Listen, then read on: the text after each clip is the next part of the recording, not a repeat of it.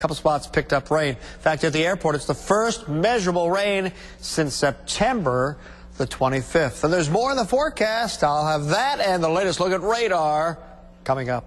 All right, thanks so much, David. New at 5, Jackson State shooting down rumors that their president is out of a job. I'm Tammy Eswick. Megan is off tonight. At 16 WAPT's Allie Ware reports officials say Dr. Carolyn Myers still works for the university.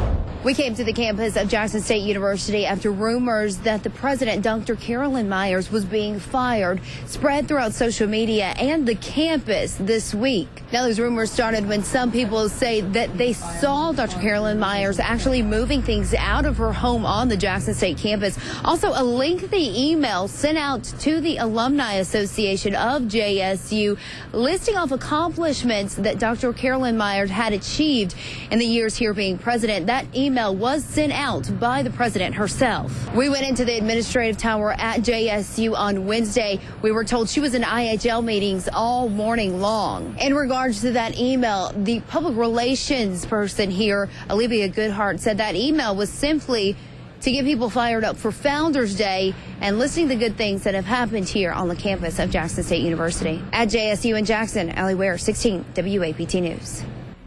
Now, here's how this rumor got started. Tuesday, we got several calls saying JSU fired Dr. Myers. Later that day, students called 16 WAPT and told us they saw campus police escorting the president off of campus. Today, a spokeswoman says Dr. Myers met with the institutions of higher learning. That's the same board that would have to approve her removal. As of right now, the IHL says Dr. Myers still has her job. She's under contract until June of 2019. Well, the NCAA is taking back wins from Alcorn State. They say the school just didn't meet academic standards. 16 WAPT's Micah Fleet explains. Tammy, the Braves football championships from the last 2 seasons won't be affected. Investigators say this hits 26 athletes across 11 different sports. The NCAA says Alcorn did not make sure athletes were taking the correct amount of classes to qualify for competition. This happened from 2011 to 2015. Probation means Alcorn State will have to vacate wins and issue a public apology. The football team will drop wins from 2012 to 2014. Basketball, baseball, track and field will all have to do the same. Now, officials say Alcorn State has to pay a $5,000 fine and go on academic probation for the next 2 years. For now, we're here in the sports office. Micah Fleet, 16 WAPT News. Well, that's got to be really, really rough in school. Well, for a full list of sports impacted, head over to our website, WAPT.com. Well, 2 Vicksburg police officers are in the hospital after answering a call involving a suicidal man. See, police say when they got to Hayes Street, the man rammed their patrol cars. The driver and the officer were both taken to the hospital. Now, the officers have since been released, but the suspect is still being treated tonight. He faces several charges, including aggravated assault. Clinton police arrested a woman who made off with flowers from a local store. Surveillance video shows someone taking flowers from Paxton Peak Flowers. Investigators say the woman in that video walks up to the outside of the store and grabs the goods. Beth Shores posted the video on her Facebook page to see if anyone could help her find who it is. I couldn't believe it. I mean, I really could not believe it. She didn't look like, I don't know if there's a type of person who would steal anything, but it was shocking, to say the least. Well, officers arrested Jane Wigley later on this evening, a few minutes after that video was posted. Well, JPD says someone shot a man in the knee with a shotgun. It happened on Marydale Drive around 3 o'clock this morning. Police say the gunman took off after the shooting. Police believe it started as a fight. Now, officers say they are looking for Tommy Lee Lewis in connection with the shooting. If you can help, call Crime Stoppers 601-355-TIPS. U.S. Marshals arrested a man who goes by the name Sleepy. Jackson police say Jeremy Summers, a.k.a. Sleepy, was wanted in connection to the shooting of a 16-year-old. The Derrick Street shooting happened last week. Witnesses say the suspect drove off in a white Chevy Suburban. Marshals arrested him today, but are not saying where. Summers faces assault charges. That victim is in the hospital tonight. Well, Byron police say they will not release body camera footage of officers tasing a woman outside of her house. I'm telling you. Step up one more time. Stop resisting. I ain't doing nothing. Byram police tell 16 WAPT that they plan to let the court handle the incident. A Byram woman says it all started when an officer in an unmarked car tried to pull her over. She says she saw flashing blue lights but was afraid to stop. When I got to my home, immediately he came up to my car and grabbed me with one hand and then tried to arrest me with the other hand. And I felt like I didn't deserve that. I was like, sir, can you at least tell me why? Can you tell me why I'm being arrested? What did I do? Yeah, the woman's brother says he recorded the entire incident on his cell phone. They want that officer to be fired. But Byram police say any video that only shows part of an incident can't tell the whole story. Well, a Laurel teen faces murder charges tonight after police found a 17-year-old dead. Investigators say the 18-year-old suspect, Michael Crumbley, shot 17-year-old Tamarick Drummond. Officers found the victim blocks away from a school. Paramedics actually rushed him to the hospital, but he died sometime later. Crumbley faces murder charges. Well, new tonight, a Holmes County fugitive back in jail. Deputies rearrested 20-year-old Adrian Howard. Detectives say Howard escaped from the Holmes County jail Tuesday morning. They found him around 6 o'clock last night in Goodman. He faces several charges.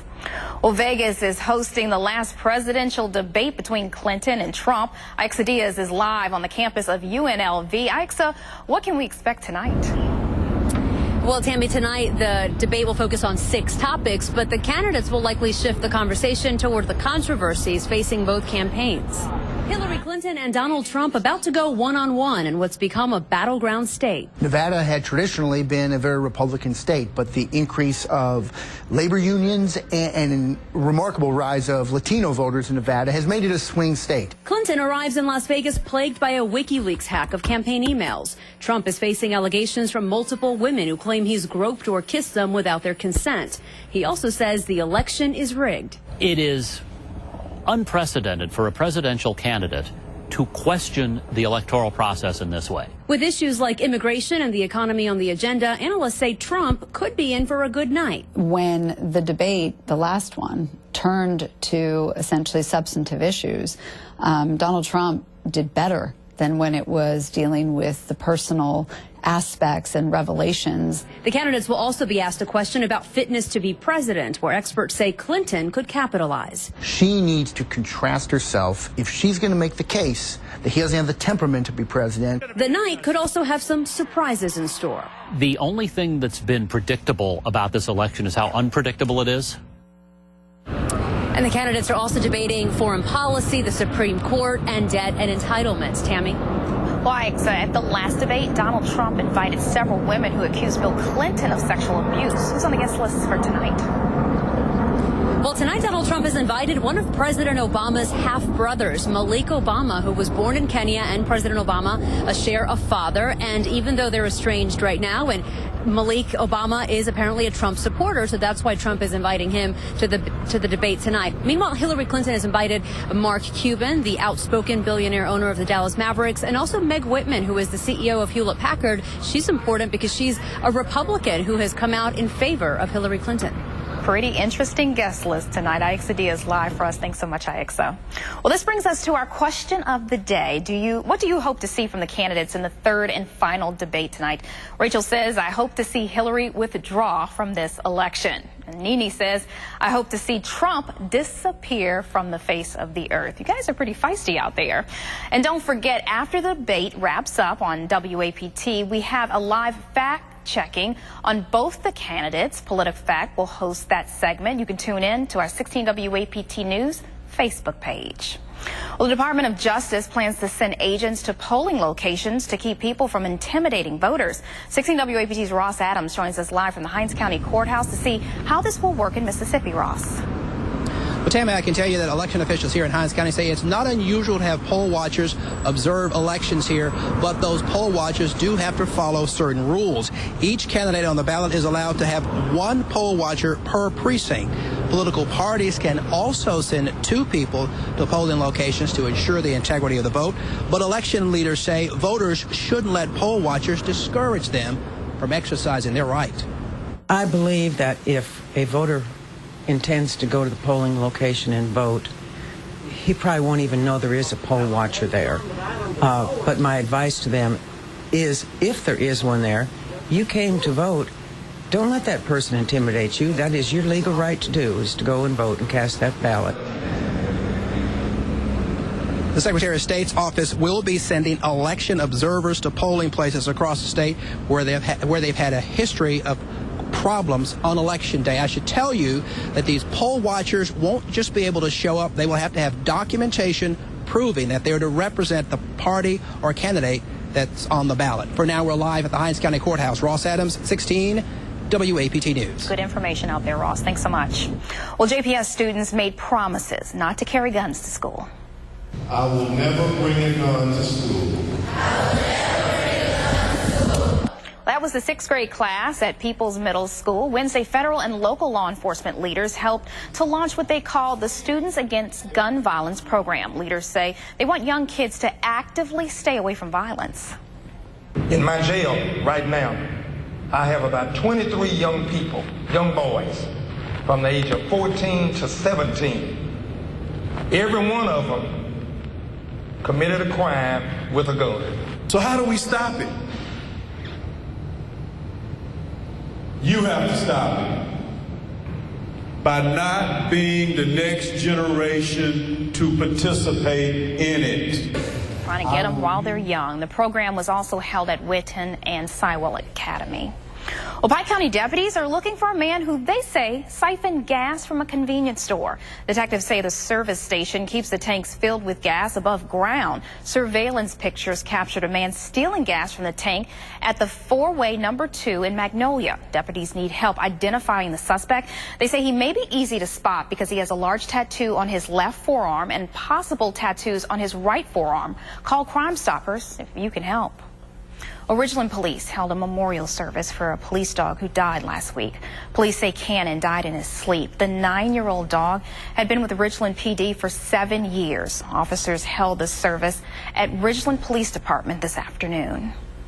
Well, Madison's annual Scarecrow Fest starts tomorrow, and the city has plans to close Main Street from Magnolia Street at the railroad crossing to Highway 51. That closure will happen at 10 a.m. And by the way, many people have already been decorating their parts of the area with scarecrows throughout the city, like Madison Avenue Elementary and Madison Avenue Upper Elementary. And David is here now. David, how's the weather going to be for tomorrow? Well, the rain should hold off most of the day, but as we get into the mid to late afternoon, rain comes in, so keep the fingers. Well, you know, we need some rain. We do, but the scarecrows. Well, and we did it again today. We hit 90 degrees, so that's the 114th day this year. Boy, that is a lot of 90-degree days. Cooler air, the threat of some rain on the way, and I'll tell you all about it next. All right, thanks so much, David. Run for your life. UMC is inviting